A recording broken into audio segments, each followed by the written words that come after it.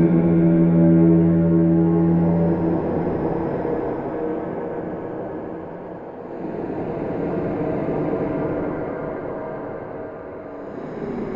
welcome back to Unpaid Film Critic.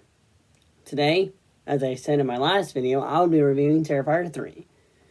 Terrifier 3 is basically what Terrifier does 2. You take 2 and you push it to the line of insanity without crossing the line. Damien Leone continues to write and direct this series.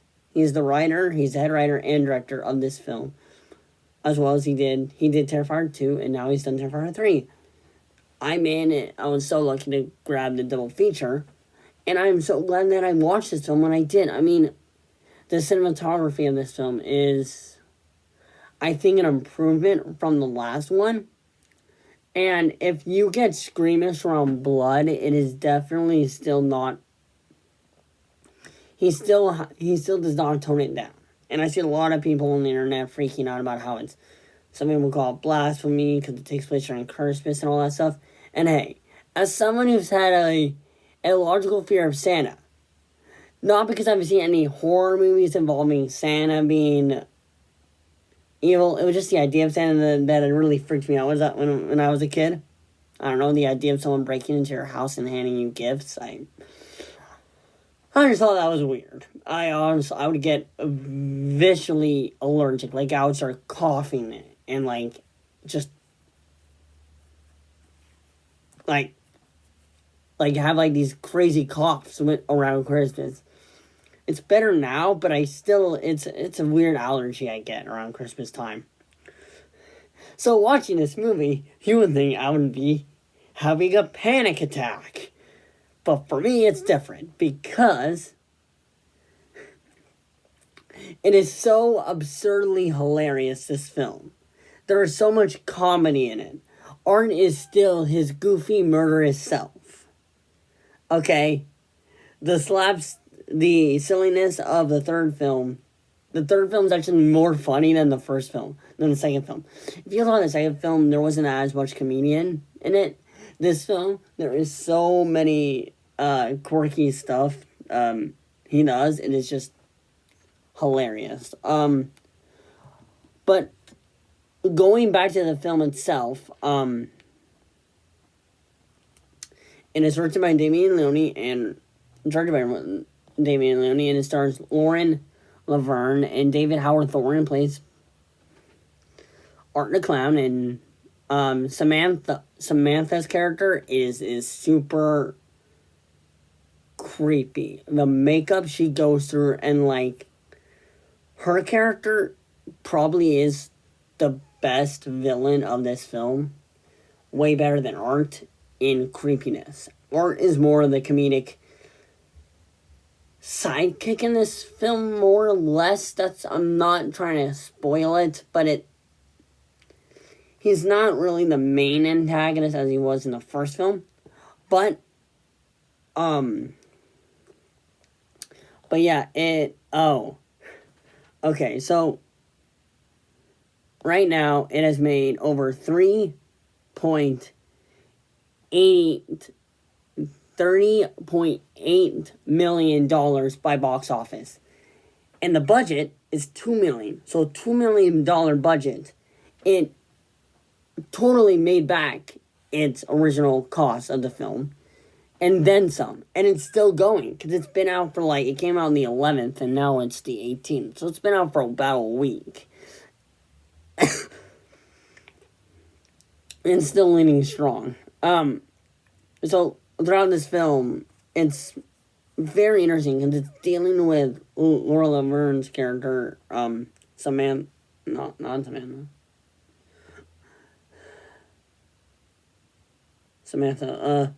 She's going over the after effects of Terrifier 2. Like, everything happens in Terrifier 2. This happens, like, I want to say 5 years later, and you see the change in the psychological stuff she goes through, and her brother. Her brother goes through this interesting arc from the first film to this film, and it's just insane, like, character development. It's definitely feeling like not like a finale film. The ending might leave you satisfied, it might not, depending on how you watch the Terrifier films. There is a fourth one, so if you have issues with the third film, there is the fourth one that will probably fix where you see errors in Terrifier 3. I mean, I felt like Terrifier 3 is kind of like the Infinity War of this series. Like, it leaves on an okay-ish note, like, not super good, but it feels like it's self-ending itself, like its own arc in the film, but the overarching arc of the whole entire series hasn't ended. So there's... Yeah, also, throughout the film, there is so many references to, holiday horror movies, like Silent Night, Deadly Night, Black Christmas, yeah, I mean, for me, I kind of feel like it reminds me a lot like how it might become a Christmas tradition for me to watch it, like Die Hard is. Yes, I do. Contrary to belief, but I am one of those people who think Die Hard is a Christmas film, so therefore this film also works as a Christmas film. But this one has much more of a Christmassy effect than Die Hard, in my opinion. But I do recommend you see it in theaters because it is technically an indie film, and I like it when indie films become wide release on major theaters. Go watch it. It's an amazing theater ride. You'll have a blast. Don't eat anything unless you know you have a good stomach, because they take the kills from Terrifier 2 and Terrifier 3. Let's just say there's a lot of kills that are like, that's pushing it. Like, the opening is definitely pushing where you see violence. And as someone who is... yeah, yeah, and my pyrocynicals definitely did not affect my reaction in the beginning of the film. Alright? I thought it worked insane. Or I have to say, David Howard Thornton knows how to play a horror icon. I truly think he'll become like the next Jason and the next Freddy. I keep on saying that, but that's where it is. Like, this film really is going to be popular as time goes on.